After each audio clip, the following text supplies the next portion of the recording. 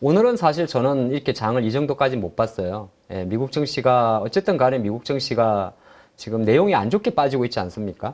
예, 뭐 금리도 마찬가지고 그리고 이제 미국의 테크주들도 우리나라가 아무래도 테크주 영향을 받을 수밖에 없는데 어제는 뭐 우리나라 금리를 인하했으니까 뭐 그러려니 했는데 어제 밤새 미국 같은 경우는 3일 연속 시스템적으로 쏟아버리고 있거든요. 예, 네. 그리고 이제 반도체 지수 같은 경우는 거의 어제 3일 누적으로 치게 되면 퍼센테이지는 7% 이상 하락했단 말이죠. 물론 뭐 반도체 지수가 하락한다고 한국 증시가 하락하는 건 아닌데 요게 최근 2월 달 이후로 왼쪽이 코스피고 오른쪽이 코스닥의 일봉인데 일봉의 모양이 계속 양봉이 많다는 겁니다. 그럼 지수가 양봉이 많다는 거는 뭐 외국인은 계속 사실 주식을 팔고 있어요. 뭐 기관 매수인데 티는 안 나는데 아침에 좀 빠졌다가도 장중에 시간이 지나고 나면 돌아가면서 이제 계속 매수가 들어온다는 겁니다.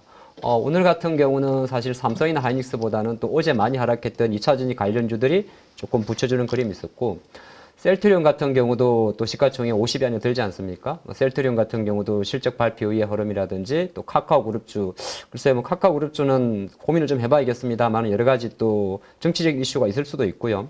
그런 관련주 좀 들어오는 모습에서 국내 증시가 계속 이렇게 디커플링을 보인다는 것은 되게 좋은 의미죠. 그러니까 지수를 보고 투자하지는 않습니다만 지수에서 양봉이 많이 나온다는 것은 혹시 시세가 조금 처진다 하더라도 시장은 조금 우리가 버틸 수 있는 근거가 되고요.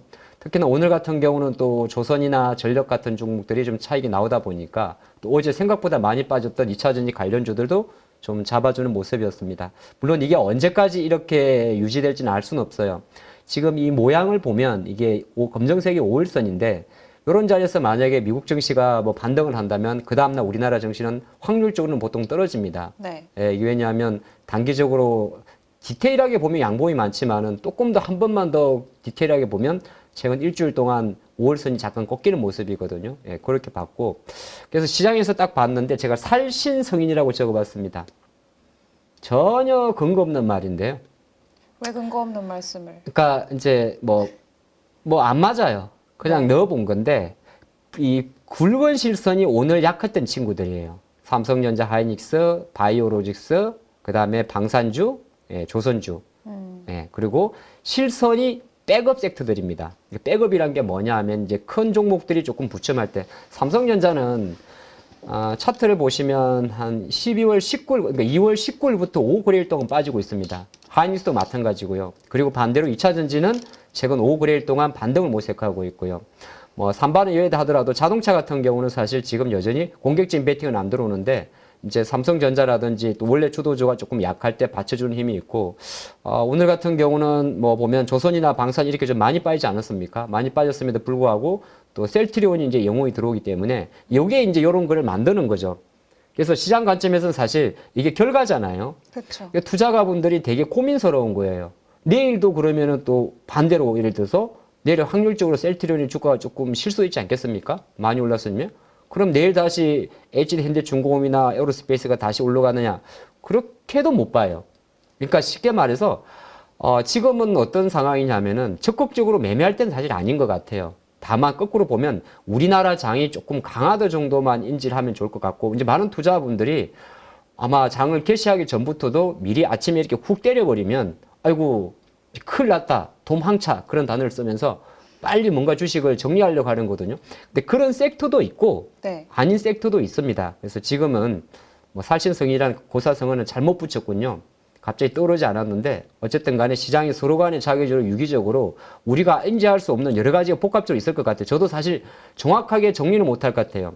이게 왜냐 워낙 3월 달에 우리나라 제도 변화가 많기 때문에 네. 거기에 선제적으로 일부 세력들은 뭐 공매도 물량들을 쇼커버를 청산할 수도 있을 거고 또 일부 물량들은 공매도 재개와 함께 대체거래소에서 생길 수 있는 아비트레이지 거래, 차익 거래를 노리는 뭐 여러 가지 수급을 일부러 열어두는 것도 있거든요. 그러니까 이게 허상이 될 수도 있기는 있습니다. 근데 주식이라는 거는 어떤 거냐면 그냥 현재 보이는 게 저는 가장 결이라고 생각을 해요. 그래서 현재 시장은 압도적으로 강하지는 않습니다만 미정시 대비해서는 조금 강하다. 예, 그렇게 일단 봤습니다. 알겠습니다. 그러면은 그 안에서 좀 더 특징적으로 보셨던 섹터나 종목들 좀 뭐가 있을까요? 구분이 좀 많이 필요할 것 같아요. 네, 그래서 이제 오늘 중에서 한번 종목 몇 개하고 섹터를 봤는데 오늘 셀트리온을 한번 준비해 봤어요. 저는 사실 이 기업을 참 안타깝게 바라보고 있는 기업입니다. 네. 주가가 이제 몇 년째 머물러 있으니까 어제 이제 4분기 실적하고 연간 실적을 같이 발표했는데 연간으로 보게 되면 매출 한 3조 5천억 정도가 나왔어요. 그래서 64% 정도 증가를 했고 영업이익은 사실 삼성 이것만 보면 삼성바이오는 신고가인데 셀트리온은 못 간다도 이해할 수는 있습니다. 왜냐하면 뭐 둘을 매출로 비교하지는 않겠습니다만은 삼성바이오는 지금 매출 영업이익 자체가 1조 클럽에 들어가 있거든요. 예, 우리나라 제약바이오 업체 최초가 되는 거고. 근데 이제 영업이익은 조금 뭐 20% 줄어가지고 4,900 정도가 나왔는데 밑에 보면 설명이 있어요. 합병을 했지 않습니까? 23년도 말에. 네. 그래서 셀트리온 헬스케어와의 합병에 따른 재고자산 판매로 인한 뭐 원가 올랐다든지 합병에 따른 판권 상각비 정도가 발생했다고 하는데 이런 건 일시적인 비용이에요. 왜냐하면 이거는 기업의 본 비즈니스와는 약간 별개 이슈잖아요. 그러면 연간으로 놓고 봤을 때도 3조 5천억에 60% 정도의 매출이 나온 거는 셀트리온이 사실 최근에 재료는 많았지 않습니까? 뭐 침펜트라도 마찬가지고. 근데 그런 재료에서 조금 못 받았었는데 제가 오늘 상징적으로 팍 많이 올라간 거는 분기 기준으로 보니까 처음으로 1조 클럽에 들어갔어요.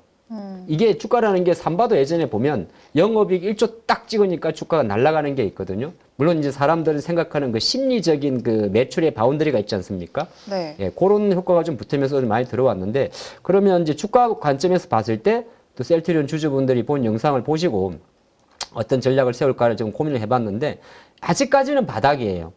바닥이란 말이 뭐 어떤 말이 두 가지 의미가 있는데 아직까지는 사실 오늘 한 8% 올랐다고 해서 당장 22만 원 갈지는 알 수는 없어요. 근데 중요한 거는 실적으로 조금 반응했기 때문에 언제든지 다시 셀트리온 주가가 만약에 주가를 조정을 보여서 뭐 18만 원대 초반으로 내려온다면 바로 내려오지는 않겠죠. 이렇게 올라가면 기술적으로 이렇게 올라가면 한 이런 식으로 일주일 정도 걸리지 않습니까? 네. 그럼 조금은 더 이제는 거래량을 실어놨잖아요. 우리가 표현할 때 거래를 한번 실어놨기 때문에 실제적으로 추가적으로 향후에 조금 주가가 눌려준다면 살 수 있는 또 기회도 오지 않을까 조심스럽게 예측을 좀 해보겠고요. 물론 이제 셀트리온도 공매도 대표적인 종목이거든요. 그러니까 3월 말 4월 달에 또 어떤 그림이 갈 줄은 알 수는 없어요. 근데 공매도라는 거는 우리가 생각할 때 막연하게 공매도를 치는 법은 없어요. 공매도라는 거는 이 기업의 주가가 생각보다 펀더멘탈 대비 높다. 앞으로 이 기업의 주가가 상승할 가능성이 없다. 추세적으로 하락 추세를 유지한다 할 때 공매도를 치는 거거든요. 예, 그런 관점이라서 한번 이제 한 3월 중순 정도 되게 되면 한번 보시는 것도 괜찮지 않을까 싶어서 준비를 해봤고요. 준비가 참 알차다 보니까 내용이 방송이 이거 참 되게 알차네요. 풍부하네요. 방송이 참 풍부하네요. 네. 예. 근데 사실 셀트리온이 이번에 네. 그 가이던스를 딱 정확히 3.5조 맞췄잖아요. 네. 이번 실적을. 근데 올해는 한 5조 정도 가이던스 제시를 해놓은 것 같은데 그거는 또 잘 맞출 수 있을까요? 그러면 만약에 그것만 맞춰준다라고 하면은 사실 지금 가격도 굉장히 좀 합리적인 가격, 매수를 해봐도 좋을 만한 그런 가격이라고 좀 볼 수 있잖아요.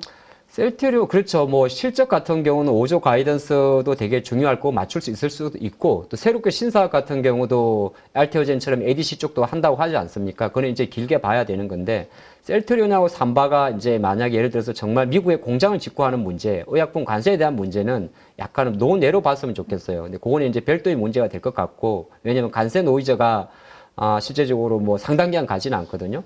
근데 주가론적 관점에서는 실제적으로 가이던스처럼 5조 원대 정도의 매출을 분기 기준으로 그럼 우리가 볼 때 매 분기 대략 1조 원대 중반 정도의 물론 약간 그 시계열은 있을 거예요. 뭐 매 분기 똑같이 나오지는 않겠죠. 그러면은 1조 원대 중반주의 영업 매출액을 계속 보여준다면 충분히 그럴 가능성이 있지 않을까 추정을 합니다. 그래서 제가 생각할 때는 이걸 너무 단기적으로 이렇게 보지 마시고 아까 말씀하신 대로 셀트리온은 삼바와는 조금 다르게 철저하게 좀 시장에서 좀 소외받는 종목이거든요. 그래서 실적 발표 전후에서 어느 정도 인터벌을 그렇게 길게 가져가는 게 좋을 것 같아요. 거꾸로 보면 이걸 사실 시기를 딱딱딱 맞출 수는 없는데 보통 뭐 4월달, 7월달, 10월달, 연말 그렇게 되겠죠. 그런 관점을 보시면 좋을 것 같습니다. 알겠습니다. 앞으로 실적 계속 좀 체크해봐야 될 것 같고 또 추가적으로 관심 있게 보신 섹터 나와야 될 것 같은데요. 믿고 가십시오. 왜? 제가 지난주 찐시황 때 제가 뭐라고 했죠? 더 샀다. 더 샀다. 더 사라. 사라까지는 아니고 모든 투자의 판단은 여러분이 하시는 거고 그쵸. 더 샀다. 나는 더 샀다. 배터리에 대해서 제발 이유를 좀 묻지 마라. 그러니까 아니 무슨 주식을 살 이유 그냥 사.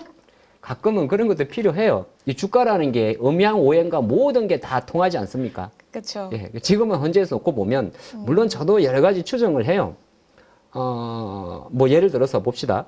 오늘 아침에 이제 테슬라 주가도 뭐 어저께 보면 300달러도 이탈하고 했지 않습니까? 네. 300달러 이탈하고 막 말이 많아요. 뭐 유럽에서 난리가 났고. 근데 제가 생각할 때는 어쨌든 테슬라가 유럽에서 판매 안 된 건 1월 달 데이터잖아요. 네. 그 2월 달 데이터는 집계도 안 된 거고요. 또 하나가 생각해서 보면 어제 2월 27일, 오늘이구나. 오늘부터 모델 Y 중국 인도 시작일입니다. 시작일인 거고 또 하나가 어쨌든 간에 이번 우리나라가 다음 주 예정된 인터배터리에서 최대 규모로 행사를 하지 않습니까? 그런 관점에서는 사실 모멘텀 측면에서는 어느 정도 계속 그림이 붙어 있는 거고 또 하나가 이 장이라는 게 최근에 기관화 장세인데 뭐 윗돌 빼서 아랫돌 넣는다기보다는 최근에 일주일 동안 LG엔솔과 그러니까 2차 전지 관련주와 삼성 하이닉스의 주가는 철저하게 반대로 움직이고 있어요. 삼성전자의 주가는 5만 8천원대에서 한 5일 동안 내리고 있고 하이닉스 주가는 멈춰 있고 그런 상태에서 배터리가 들어오다 보니까 그런 흐름이 조금 지속되지 않겠느냐. 그래서 제가 지금 수준으로 보고 봤을 때 약간 그나마 힘이 좋은 쪽으로 한번 정리해 봤더니 셀은 어쨌든 LG엔솔루션을 원탑으로 보는 게 맞는 것 같고 양극재는 이게 다 SDI 밸류 체인입니다. 삼성 SDI 밸류 체인인데 뭐 에코프로 BM이라든지 코스모시스 쪽에서의 매수세 자체는 조금 더 기술적 반대의 연장으로 보는 것도 좋을 것 같고요. 밑에는 리튬인데 이거는 사실 변동성이 되게 커요. 네.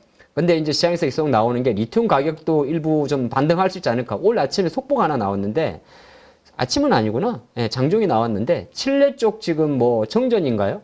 난리가 났다는 그런 네. 설이 좀 있어요. 그러다 보니까 이제 일시적으로도 움직이긴 하는데, 근데 금양 같은 경우는 사실 많은 투자분들이 하도 이제 조금 저도 사실 이 기업을 좀 깊게 들어가 보면 뭔가 좀 망설일 수가 있긴 있는데 금양이 또 인터 배터리에서는 작년도 히트 쳤던 기업이에요. 4695 배터리 전시하면서. 예, 그런 흐름이 있기 때문에 이제 변동성 측면에서는 사실 뭐 좀 적어둔 거고 전구체는 사실 지금 보면 에코프로 모티와 에코앤드림이 이제 가장 핵심 아니겠습니까? 뭐 사실 국내 상장되어 있는 전구체 기업 중에는 뭐 요 정도가 가장 이제 투탑일 같고 분리막은 SKI 테크놀로지인데 요거 WCP도 있기는 있어요. 네. 근데 일단은 WCP는 개별 기업이고 SKI 테크놀로지는 SK 온 밸류체인이란 말이에요. 근데 뭐 증권사는 지금 SKI 테크놀로지도 신한에서는 목표가 48,000원짜리 23,000원 때려놨습니다. 주가는 이제 올라갔고. 근데 증권사 애널리스트 입장에서는 실적이 안 나는 기업의 높은 목표가를 유지할 수는 없어요. 왜냐하면 퍼가 0이잖아요. 그쵸. 퍼는 플러스 1부터 시작하는 거거든요. 왜냐하면 적자는 퍼가 없지 네. 않습니까? 그러니까 PR이라는 거는 플러스 1부터인데 마이너스가 나게 되면 적자가 없으니까 여러 가지 이제 뭐 자산 가치나 여러 가지 목표가 낮을 건데 요거는 지금 이제 이번 ESS에서 큰 화두가 인터배터리에서 화두가 원통형하고 우리나라가 ESS 쪽이잖아요. LFP 쪽이니까 LFP 쪽 배터리를 만약에 시장에서 모멘텀으로 강화한다면 기타 NCM 배터리보다는 오히려 분리막이나 전해액의 사용 캐파 자체가 늘어납니다. 그렇기 때문에 이제 조금 올랐을 수도 있고 약간 기관들 매매인데 나중에 공매도 때리려고 올리는지 모르겠습니다만은 기술적 관점에서는 계속 매수가 나오는 거고 오늘 중국이 큰 소리를 뻥 쳤습니다. 2027년인가 30년도부터 전고체 배터리 상용화할 수 있다 그런 식으로 나왔었는데 네. 뭐 어쨌든 전고체 배터리라는 거는 꿈의 배터리이기 때문에 뭐 시장에서 지금 이수 스페셜티 같은 경우도 벌써 따블났거든요 시세가.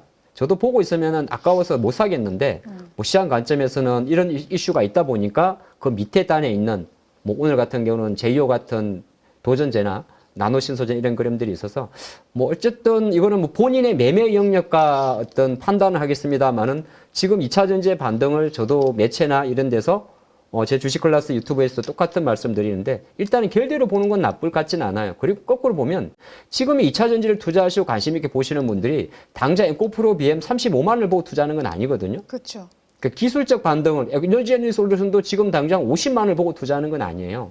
그 관점으로는 2차 전지 관련주들의 반등세가 오늘도 되게 좋았다. 그렇게 봤습니다. 알겠습니다. 그러면은 저게 연속성은 인터배터리를 좀 그때까지만 봐야 될까요? 아니면은 더 볼 이유가 그게 있다, 이제 이렇게 종목마다 조금 다를 수는 있어요. 예를 들어서 46파이로 움직이는 종목들은 아무래도 인터배터리 모멘텀이 조금 클 수가 있긴 있고요. 그리고 뭐 전고체도 마찬가지입니다. 이런 거는 보통 인터 배터리에 대한 이벤트 드리븐 전략으로 가는 게 맞는 것 같고, 이런 거 양극재나 뭐 이런 거 같은 경우는 사실 꼭 그렇게 볼 건 아닌 것 같아요. 이는 시장의 전체적인 결과 좀 같이 봐야 됩니다. 그래서 저도 생각한 종목마다 대부분 생각해둔 가격대가 있어요. 어느 정도 가면은 정리하겠다는 생각은 있긴 있는데 아직은 그 가격이 안 온 것 같고, 근데 그 가격도 결과적으로 제가 결정하는 게 아니라 시장이 결정해 줄 것 같아요. 그래서 지금 현재까지는 만약에 이 기업들이 바닥에서 올라오는 그림을 보여주고 있는데 완벽하게 매도 신호가 나오지 않을 때까지는 가져가는 게 맞을 것 같아요. 그러니까 이렇게 말씀드리면 이제 영상을 보시는 분들이 야, 무슨 그건 트레이딩 영역이지 내가 어떻게 믿고 가겠냐 이렇게 볼 수는 있는데 그냥 그 포인트를 기억하시면 어떨까요? 2차 전지는 상반기 고생, 바닥, 하반기 반등. 그럼 중간중간에 파동을 얻다 하더라도 이건 파동에서 일정 부분 다시 눌림이 오더라도 생각적으로 LG엔솔이 다시 30만 원대 초반까지 떨어진다든지 에코프로 BM이 10만 원에 강력하게 깨기 전까지는 저점 반등형. 저는 일단 그렇게 전략을 세우고 갑니다. 알겠습니다. 근데 오늘 아침에 사실 걱정하신 분들 되게 많으셨을 것 같거든요. 테슬라가 어제 8% 빠졌었고 빠진 이유가 유럽에서 판매량이 좀 많이 안 좋았잖아요. 뭐 영국에서는 중국한테 또 비아디한테 점유율도 뺏겼다. 뭐 이런 얘기들도 나왔었고. 그러면은 테슬라 향 기업들 같은 경우에는 별로 안 좋은 거 아닌가? 이런 좀 우려를 하시는 분들이 되게 많으셨어요. 그러니까 배터리를 제대로 공부 안 하시는 거예요. 아니 아직도 LG엔솔과 테슬라만 연결하면 이 기업들의 지금 IR 자료를 안 보시는 거예요. 제가 여기 왜 LNF가 없는지 아십니까? LNF는 해당이 돼요. 근데 LNF도 수익 매출자 다변화가 가는 거고 말씀하신 대로 거꾸로 생각해 보시면 배터리 3사 유럽 글로벌 중에서 가장 머리 아픈 대륙이 유럽이란 말이에요. 네. 그럼 24년도 기준으로 전기차의 판매량 자체가 둔화된 데가 유럽입니다. 근데 유럽은 거꾸로 놓고 보면 북미 같은 경우는 전기차 임무 판매 제도를 폐지할 수도 있지만은 환경적인 문제로 갔을 때는 이산화탄소 배출량 강화에 대해서는 유럽은 계속 강화를 할 수밖에 없는 거고 지금 독일 정부 같은 경우도 잘 아시겠습니다만은 적극적으로 법인용 차량에 대한 보조금이라든 인센티브 제도를 요청하는 상황이 있는 거예요. 그러니까 그런 상황이 좀 있는 게 좀 큰 거고 테슬라랑 상관이 없는 게 아니라 테슬라의 주가는 테슬라가 빠진 거예요.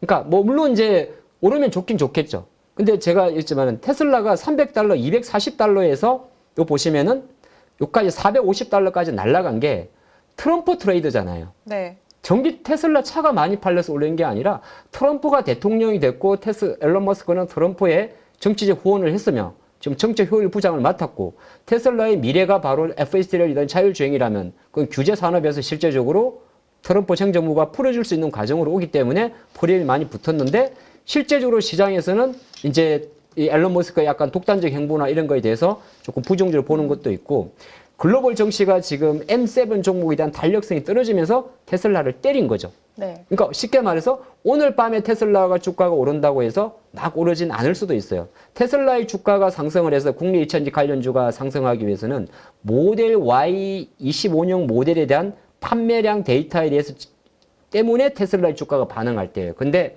최근 2달 동안에는 모델 Y에 대해서 테슬라 주가가 반응한 적은 없어요. 대부분이 FSD라든지 이런 로봇이라든지 이런 거였거든요. 그 관점으로 보시면 좋을 것 같습니다. 알겠습니다. 네. 그러면은 또 우리가 내일장 또 체크해야 될 만한 부분들 뭐가 있을까요? 제가 우리 이사님한테 벌컥한 건 아니에요.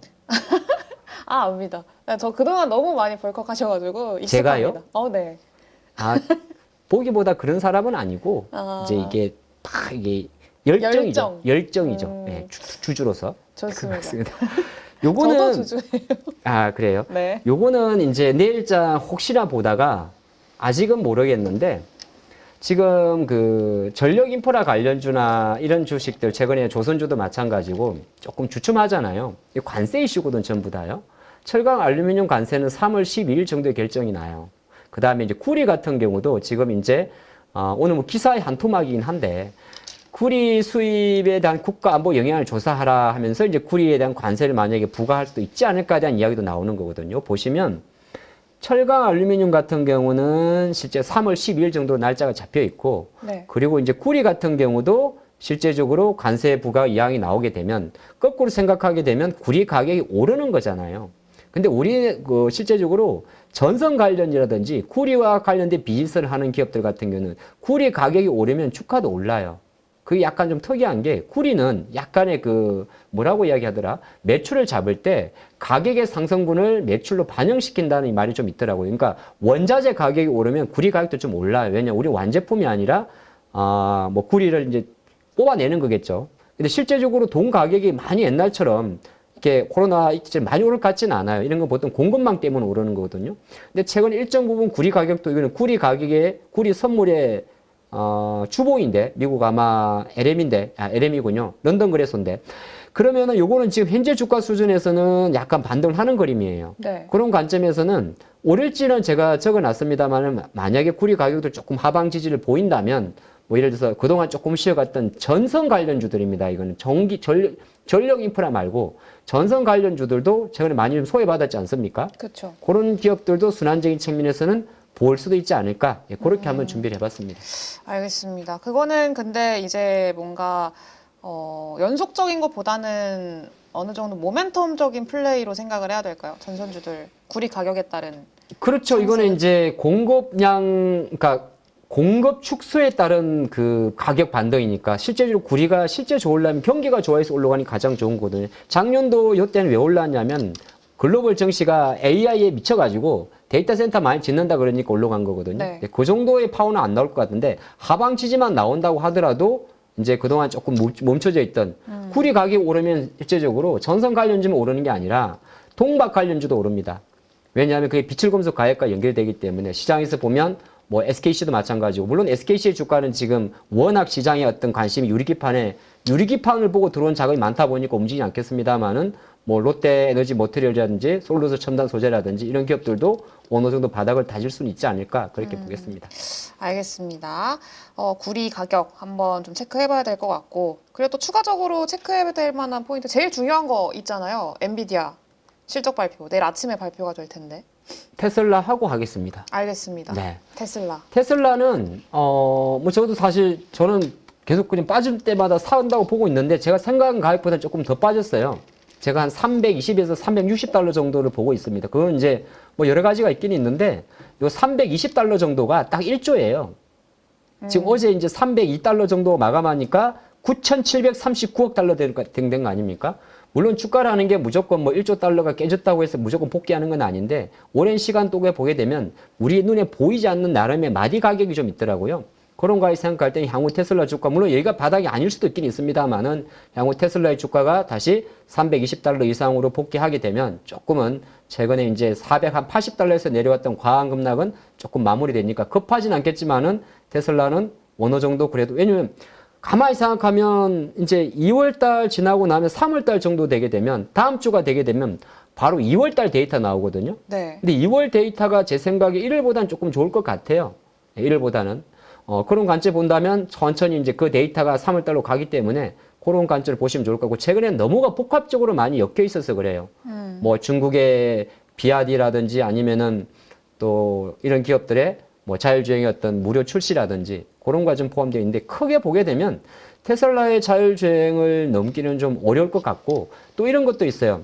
테슬라의 자율주행이 보편화되면 될수록 전기차는 계속 확산하게 되는 거고 테슬라는 자율주행을 통해 가지고 전기차를 팔겠지만은 거꾸로 테슬라 전기차를 산 사람들은 자율주행이라는 이 프로그램을 활용을 해서 오히려 우버 같은 기업들이 공유 플랫폼으로서 수익을 낼 거란 말이죠. 그런 관점으로 보시면 좋을 것 같습니다. 알겠습니다. 어쨌든 좀 여러 뭐 정치적인 이슈도 있을 거고 그런 네. 것들 소화를 좀 했기 때문에 좀 반등하는지 여부도 한번 보면 좋을 것 같아요. 엔비디아로 바로 가죠. 네. 내일 아침에 아마 보실 것 같은데요. 제가 사실 이런 내용도 뭐 오늘 아마 처음 하는 내용은 아닌데 요게 이제 뭐냐 하면은 분기별 엔비디아의 주당 순이익과 매출액의 표시입니다. 빨간색은 전부 다 뭐냐 하면은 다 서프라이즈가 나왔다는 거거든요. 네. 지난 가장 근래 들어서 작년 11월 20일에도 75센트 정도의 이익을 보이지 않을까 했는데 81센트 정도가 나왔고 매출도 330억 불이 아닐까 했는데 350억 불이 나왔어요.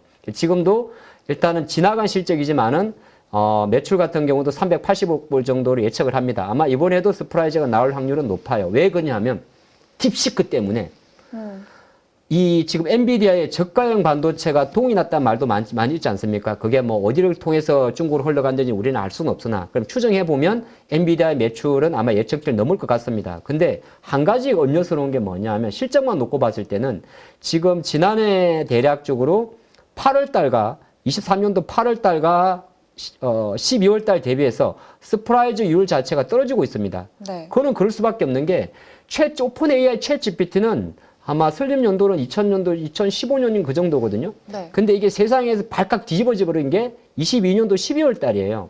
그러니까 거꾸로 생각하면 23년도 5월과 23년도 8월 달은 폭발적인 성장을 가져온 겁니다. 60억 불에서 110불이니까 당연히 따블이 증가했겠죠. 그런데 이게 이제 커지게 되게 되면 절대치는 예를 들어서 2년 전에 160억 불에서 지금 휙 점핑을 해가지고 380억 불로 따블이 뜨지만은 주가란 거는 뭐냐면 많이 올랐지 않습니까? 그러면 정감률을 놓고 보게 되면은 이제 사람의 눈이 낮아지는 거죠. 예, 그게 이제 보는데 일단 제가 바라보는 거는 실적 자체에 대한 서프라이즈율에 대해서 엔비디아의 주가가 움직이는 것보다는 뭐 여러분들 많이 아시겠습니다만은 과연 이번에 다시 한번 머리 아팠던 블랙웰 이슈에 대한 젠슨 왕의 밑바닥을 어떻게 말을 할지, 그리고 최근에 뭐 스타게이트 포함해서 딥시크 포함해서 데이터 센터에 대한 수요에 대해서도 어떤 자신감을 피력할지가 제일 중요할 것 같아요. 우리는 내일 아침에 뭐 여러분들도 아마 제 아침 개장하실 때 보겠군요. 그 정도 시간에 나와 있을 거니까 한번 확인해 보실 건데 네. 일단은 그렇게 보고 있습니다. 알겠습니다. 내일 확인을 하는 걸로. 그 이후의 반응이 좀 중요할 것 같긴 합니다. 네, 한번 지켜보도록 할 거고요. 그리고 네. 뭐 우리 시장에 또 추가적으로 줄 만한 변수가 있을까요? 요건데 지금 미국 안 좋다는 이야기예요. 뭐 많이 내려왔지만은 국채 금리가 지금 계속 4.3까지 내려왔고 달러도 지금 가치가 좀 다시 떨어지고 있고 심지어 이제 비트코인도 물론 비트코인은 해킹 사건 좀 있었더라고요. 네. 근데 가만히 보면 사실 뭐 코인 하시는 분들 요새 보고 있다는 이야기를 거의 못 들어봤거든요. 네. 비트가 이 정도면은 뭐 안 봐도 알트코인 같은 경우는 거의 뭐 제가 정확히는 안 봤는데 몇 개 같은 경우는 그 제자리까지 왔다고 하더라고요. 근데 요거는 실제적으로 미국 경제의 관세 노이즈를 그대로 반영을 하는 겁니다. 그러니까 이걸 크게 보게 되면 무조건 국채 금리가 내려가면 좋긴 한데 너무 빨리 내려갔잖아요. 네. 이 보면은 4.6 정도에서 4.3까지 일주일 만에 팍 급락한 거거든요. 그는 이제 이번 주에 나왔던 뭐 소비자 신뢰 지수 또 이번 주 후반에 오늘이 수요일이니까 목요일 정도에 GDP 수정치 발표됩니다. 예, 그렇게 발표되기 때문에 지금 미국 증시는 약간은 이런 거에 좀 억눌려져 있습니다. 그래서 미국 증시가 현재 상태에서는 조금 장이 탄력적이지 않다. 그냥 이 정도만 짚고 넘어가면 좋을 것 같습니다. 알겠습니다. 그러면 앞으로 우리 시장 어떻게 좀 예상을 해야 될지, 그리고 네. 주목해야 될 만한 업종, 섹터 뭐가 있을지. 그렇죠. 그 이제 연장선에서 이제 요거는 이제 예전 같지 않다. 매그니피션트 7종목이 그 내용이 될 것 같고요. 네. 이제 절대 강자는 없어졌다. 미국에서도 현재로서는 25년도는 절대 강자는 없어졌다. 누굽니까? 찰스 수압에서 나온 스왑하고 블룸버그 자료인데 어. 일단 절대 강자는 없어졌다. 그게 이제 미국 증시 25년도의 큰 그림이고, 그래서 제가 생각할 때는 3월 달이 이제 격동이에요. 격동의 시기. 격동의 3월입니다. 일정이 진짜 많네요. 이제 찐 승부가 진행되는 거죠. 자, MWC 같은 경우가 이제 있는데 요거는 이제 빨리 볼게요. 네. MWC는 우리가 보이는 것은 과연 로봇 관련주의 반등 정도로 보면 됩니다. 물론 제가 보니까 일부 스마트폰 관련주, 폴더블 관련주가 움직일 수는 있어요. 뭐 종목을 말씀드릴까요? 네. 내일 아침에 7시 40분에 뵙도록 하죠. 자, 그리고 대체거래소는 사실 3월 달은 불안정한 출발이기 때문에 아마 제가 생각할 때는 그렇게 중요하게 생각하지 않습니다. 네. 요게 이제 3월 30일 예정에 공매도 재개가 매칭됐을 때는 조금 고민해 볼 문제인데 요거는 이제 국내 이슈가 되고 아마 3월 중하순 정도 갔을 때 대체거래소 넥스트레이더의 출범 이후에 이게 제일 문제가 뭐냐면은 물량을 누가 받쳐줄까가 가장 핵심이거든요. 물량이 없을 가능성이 되게 많습니다. 그게 있고, 전인대는 지금 현재 중국 증시의 강세 배경이기 때문에 우리랑 크게 옛날에는 전인대 그러면은 화장품 주는 거 많이 투자했지 않습니까? 지금은 뭐 올라가는 종목도 있는데 생각보다 많지는 않더라고요. 인터배터리는 이제 아까 말씀드린 대로 어떤 분들이 그 생각을 잠깐 하시는 것 같은데, 인터배터리 지나고 나면 배터리 팔아야지. 인터잖아요. 아재 개그구나. 인터가 인터내셔널의 인터구나. 근데 그거는 저는 사실 생각하지는 않습니다. 굳이 이거는 세론으로 갈 필요 없어요. 엔진 났습니다. 예. 네, 알겠습니다. 저는 이제 이는 줄 알고. 예. 네. 제가 그리 바... 썩은 개그. 아, 죄송합니다. 그리고 이제 사실은 격동이란 말은 안 좋은 내용인데요. 3월에 관세가 가장 좀 일정이 많습니다. 지금 나스닥 선물 오늘은 26일 찐시장을 하고 있는데요. 네. 나스닥 선물이 상승한 이유가 미국 연방정부 셧다운이 3월 14일입니다. 네. 그게 이제 국채금리의 약세를 이끄는 것도 있거든요. 근데 연방정부의 셧다운이 3월 14일인데 그 전에 오늘 이제 나온 내용을 보면 미국 하원에서 예산 결의안을 통과했다고 합니다. 여기는 큰 그림에 미국은 감세 정책을 펼치는 거거든요. 일단 2조 달러 정도가 되고요. 그리고 추가적인 지출에는 국방이라든지 이민 쪽의 지출을 증가하는 모습이고 이제 2조 달러의 감세 정책 자체가 정말 상원까지 통과될지는 시간은 좀 남아 있습니다. 시장에서는 4월 달까지 좀 예상하는 분위기예요. 그러다 보니까 또 그런 것도 있어요. 트럼프의 감세 정책이 미국 국회에서 만약에 통과되지 못한다면 감세로 줄어드는 부분을 관세로 메꾸는 거거든요. 네. 그러니까 결정적으로는 트럼프의 감세 정책이 2조 원대의 감세 정책이 무난하게 통과된다 그러면 더 공격적인 뭐 예를 들어서 관세를 안 할 수도 있는 거고 또 반대로 또 감세안 자체가 어느 정도 올라가야 된다고 생각하면 메꿔야 되는 거예요. 복잡한 관계가 좀 있습니다. 그래서 아마 3월은 제 생각으로는 트럼프의 감세 정책과 관세 정책의 중심에 있습니다. 실내로 3월 4일부터 과연 캐나다는 멕시코를 통해서 한 달 동안 유예시키던 관세 부과가 또 유예를 할지 엎을지는 아무도 모르는 거지 않겠습니까? 그렇죠. 그런 게 좀 있고 반도체 같은 경우는 엔비디아 내일 실적보다는 3월 17일 이후로 보시는 게 좋을 것 같고 그래서 3월 중순까지는 조금 격동의 2조가 될 것 같아요. 그게 뭐 무조건 나쁘다는 이야기는 아니에요. 네. 3월 중순 정도가 지나야 어느 정도 FOMC도 회의도 나오고 좀 완성이 될 것 같아서 아마 3월은 제가 볼 때는 거의 디커플링으로 올 것 같습니다. 그러니까 미국과의 커플링이요. 미국과의 커플링. 예, 2월까지는 우리는 강했지만은 3월부터는 이렇게 같이 움직일 수 있는 큰 변수가 많기 때문에 약간은 커플링 쪽으로 보는 거예요. 미국 빠지면 같이 빠지고 오르면 덜 오르고 우리 익숙하지 않습니까? 빠질 때 많이 빠지고 올라갈 때 덜 오르고. 작년과 비슷하게. 네, 그런 것도 조금 염두하고 오면서 좀 살오른 것듯이 보는 것도 나쁘지 않지 않을까 추정을 해보겠습니다. 알겠습니다. 그러면은 지금 시장에서 그래도 격동의 시기지만 좀 주목해야 될 만한 종목 뭐가 있을까요? 그래서 이제 요거 지수 예측은 좀 시간이 초과된 것 같고 어쨌든 외국인은 안 돌아오니까 그들이 올 때까지는 기다려 봐야 될 것 같고요. 여전히 기관화 장세인데 기관화 장세가 지금 2달 정도 이상이 왔는데 확실히 좀 달라진 거는 요새 쏠림도 또 속도가 좀 빨라졌어요. 그래서 제가 보니까 지난주 내나 그 복사판인데 어쨌든 2차 전지나 이런 쪽은 조금 반등을 모색하는 거고 자동차도 제가 생각할 때는 4월 달에 이야기하는데 조금씩 자리는 잡을 것 같아요. 기아나 현대차를 말씀드리는 거고 모비스도 마찬가지입니다. 그리고 종목 같은 경우는 사실 뭐 내일 뭘 움직일지는 모르겠어요. 네, 모르겠어요. 네. 알겠습니다. 모르겠으면은 그냥 일단 네. 우리 편으로 오십시오.